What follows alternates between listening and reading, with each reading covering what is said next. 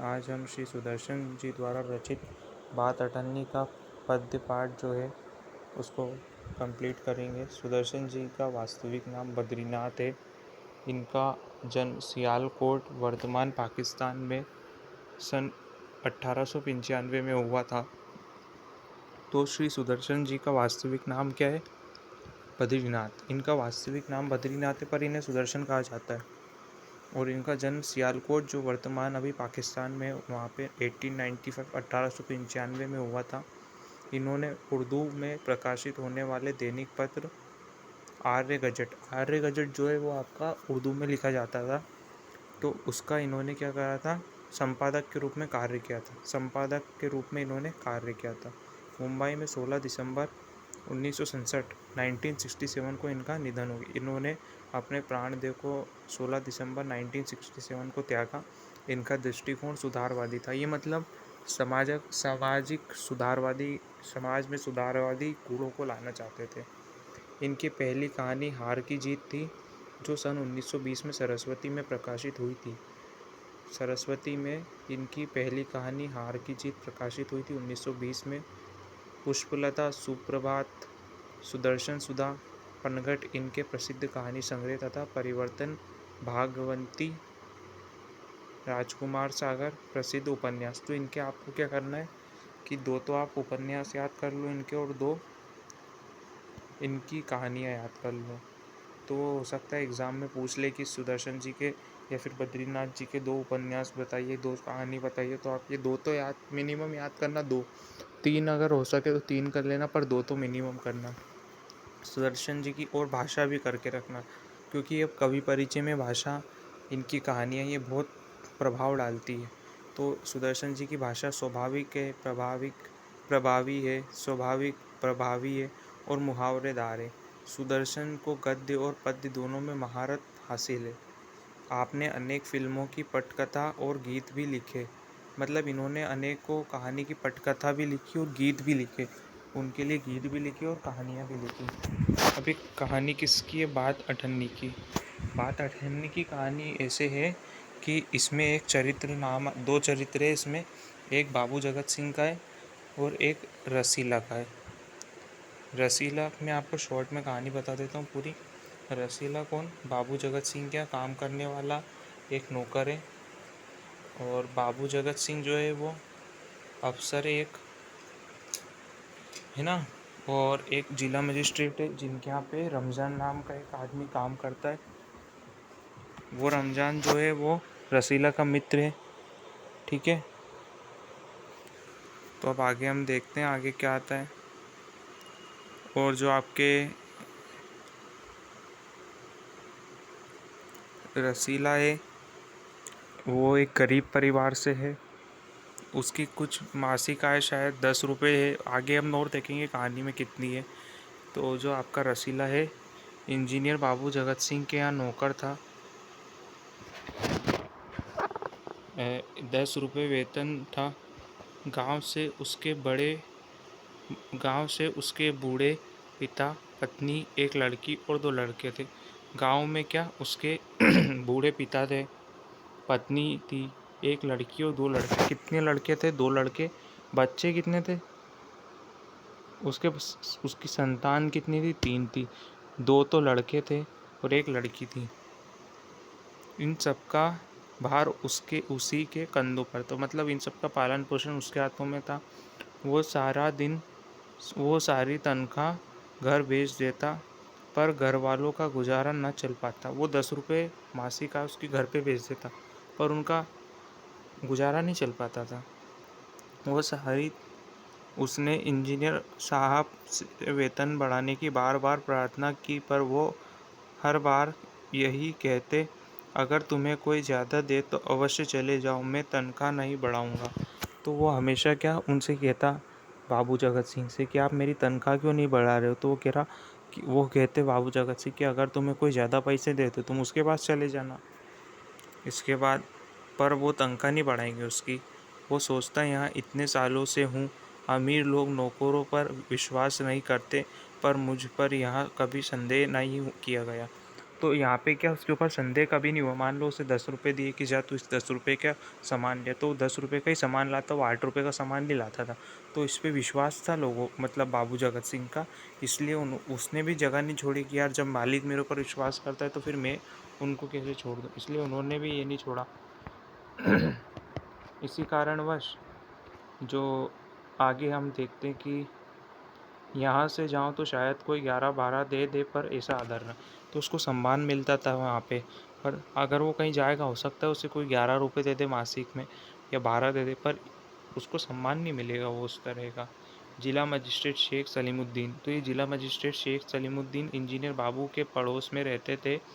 उनके चौकीदार मियाँ रमजान और रसीला में बहुत मैत्री थी। तो रमजान तो जिला मजिस्ट्रेट के थे और रसीला बाबू जगत सिंह के थे। दोनों घंटों साथ बैठते बातें करते।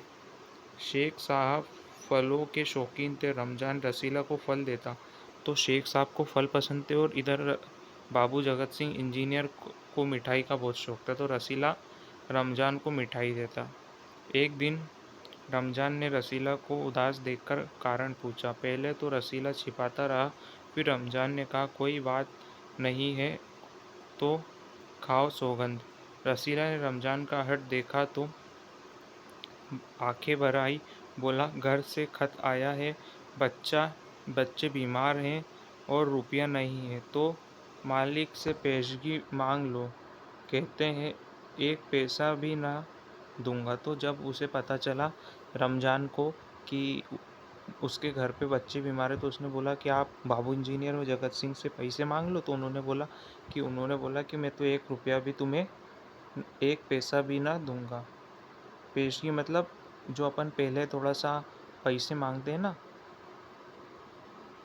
जैसे कि 10 रुपये जो मासिक आए, तो वो आप नौकरी नहीं करोगे उसके पहले ही वो डिपोजिशन हो जाएगा। तो वो ऐसा बोल रहे हैं कि पहले ही मेरे को पैसे दे दो 10 रुपये इस महीने के। तो उन्होंने मना कर दिया कि 1 रुपये भी नहीं देंगे वो।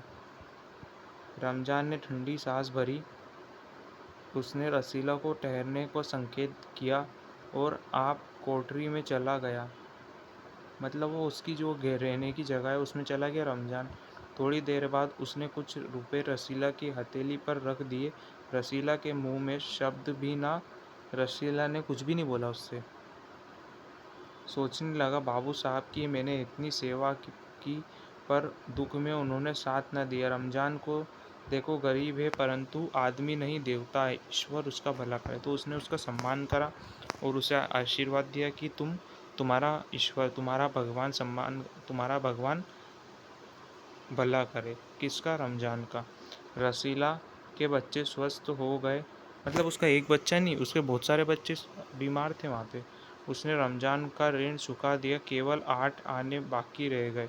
रमजान ने कभी भी पैसे ना मांगे, फिर भी रसीला उसके आगे आँख ना उठा पाता। एक दिन की बात है, बाबू जगत सिंह किसी से कमरे में बात कर रहे थे। रसीला ने सुन लिया। इंजीनियर बाबू कह रहे हैं, बस 500 इतनी सी रकम देकर आप मेरा अपमान कर रहे हैं। हुजूर मान जाइए, आप समझे, आपने मेरा काम मुफ्त किया।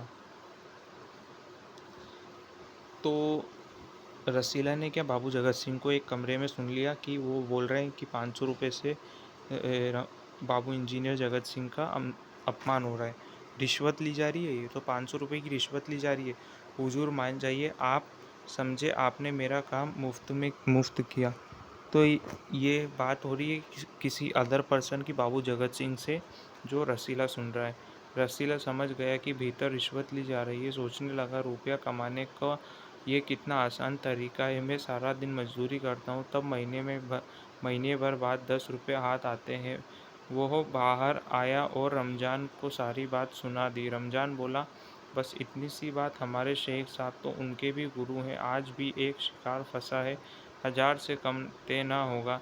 भैया, गुनाह का फल मिलेगा या नहीं यह तो भगवान जाने, पर ऐसी हुई कमाई से कोठियों में रहते हैं, और एक हम हैं कि परिश्रम करने पर भी हाथ में कुछ नहीं रहता। तो ये रमजान और रसीला बात कर रहे हैं कि हम मेहनत करते इतना तो भी हमें 10 रुपये हाथ आते हैं, इतने कम पैसे हाथ आते हैं, और ये अमीर लोग रिश्वत ले लेके और ज़्यादा अपनी अपने धन को बढ़ाते जा रहे हैं।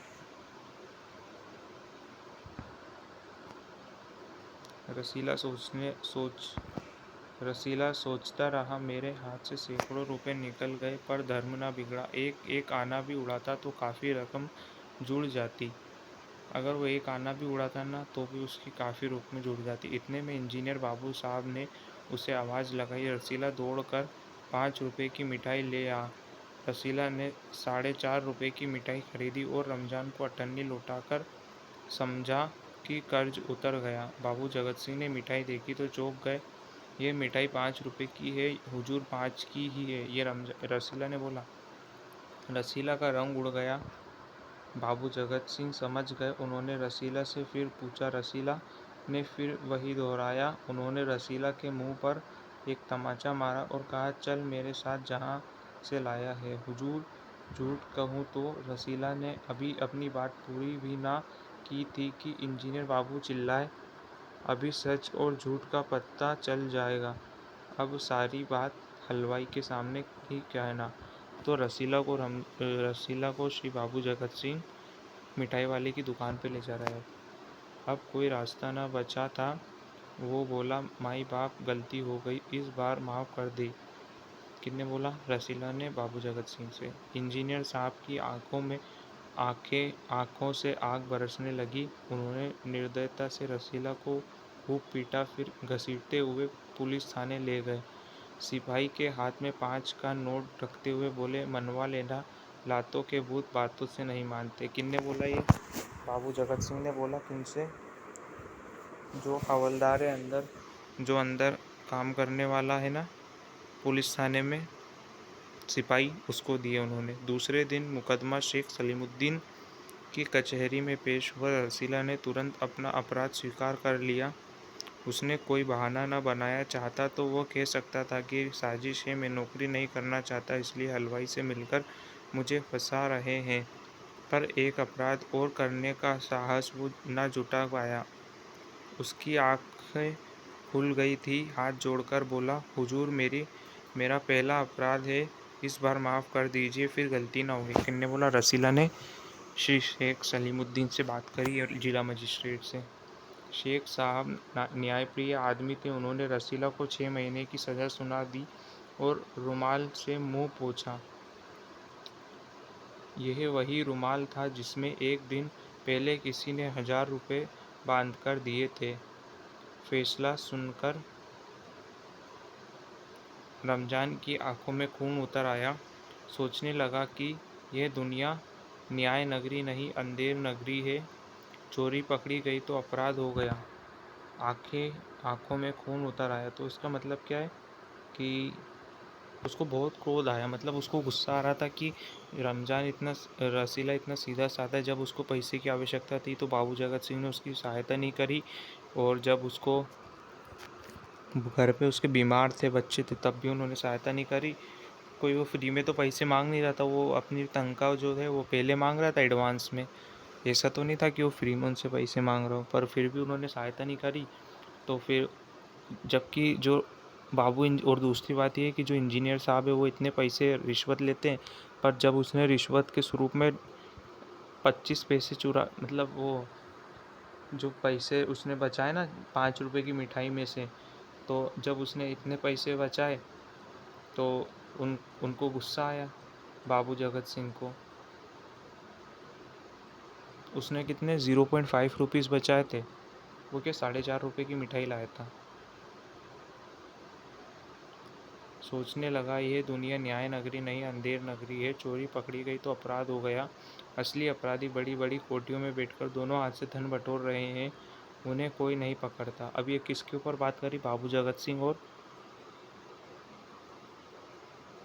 जिला मजिस्ट्रेट साहब सलीमुद्दीन जी के बारे में। रमजान घर पहुंचा। एक दासी ने पूछा, रसीला का क्या हुआ? 6 महीने की कैद। अच्छा हुआ वो इसी लायक था। रमजान ने गुस्से से कहा, यह इंसाफ नहीं, अंधेर है। सिर्फ एक अठन्नी की ही बात थी। रात के समय जब 1500 के चोर नरम गद्दे पर मीठी नींद ले रहे थे, अठन्नी का चोर जेल में तंग अंधेरी कोठरी में पछता रहा था।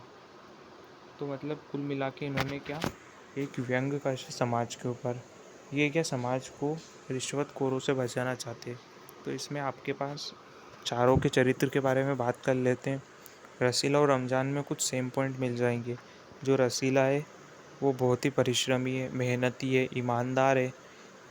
पर जब उसके बच्चे बीमार हो गए तब जगत सिंह ने उसकी सहायता नहीं करी, तब उसके मित्र रमज़ान ने उसकी सहायता करी। और जो एक पॉइंट और है जो पहले लिखना था कि जो रमज़ान है ना, उसके जो मालिक है सलीमुद्दीन, उनको क्या पसंद है,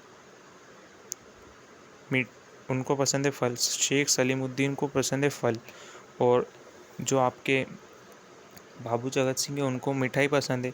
तो रमज़ान क्या करता, जो फल है वो देता किसको, रसीला को। और रसीला जो मिठाई है वो रमज़ान को देता है। तो दोनों मतलब खाना अपना एक दूसरे को शेयर करते हैं। तो मतलब इससे ये पता चलता है कि उन दोनों में कितनी गहरी मित्रता है।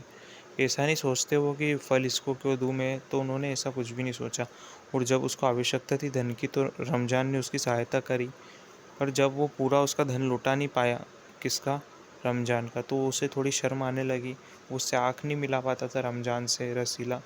इसलिए फिर आखिरी में आके उसने 4.5 रुपये की मिठाई ली। 5 रुपये की मिठाई जब बाबू जगत सिंह ने मंगाई थी तो वो 0.5 रुपीज़ उसने किसको दे दिए, आधा पैसा किसको दे दिया उसने, रमज़ान को। तो उसने उसका ऋण उतार दिया। पर बाबू जगत सिंह को पता चल गया कि ये मिठाई कम की, तो उन्होंने उससे पूछा 2-3 बार कि तू बता इस मिठाई ये 5 रुपये की, तो वो कह रहा हाँ। पर उसका रंग उड़ गया था, किसका, रसीला का। फिर बाद में जब उन्होंने बोला चल मिठाई वाले के पास, तो वो थोड़ा डर गया। फिर उसने बोला मैं सच बताता हूँ आपको। सच बताया। उसे पुलिस थाने ले गए। पुलिस थाने में जो हवलदार था या फिर सिपाही था, उसको 5 रुपये दिए उसके हाथ में और बोला कि लातों के भूत बातों से नहीं मानते, तो उसको मारपीट करवाई वहाँ पे। फिर आखिरी में जब अगले दिन उसका केस जब जिला मजिस्ट्रेट में पहुँचा शेख सलीमुद्दीन के पास, तो देखो शेख सलीमुद्दीन को 2 तरीके से बताया। एक तरफ बोला है कि वो रिश्वतखोरी है, उन्होंने बोला कि हज़ारों रुपए की वो रिश्वत लेते हैं, आज ही जो शिकार फंसा है वो 1000 रुपये से कम क्या नहीं उतरेगा। रमज़ान ने बोला था ना शेख सलीमुद्दीन के बारे में, तो उधर बोला है कि रिश्वतखोरी, और इधर बोल रहे हैं कि वो बहुत न्यायप्रिय हैं। दोनों तरफ उनकी व्यंग कसा गया है कि मतलब वो समाज के सामने ऐसे दिखते हैं कि बिल्कुल न्यायप्रिय है, पर जो असलियत में वो क्या है, उन्होंने भी रिश्वत लेके काम करते हैं।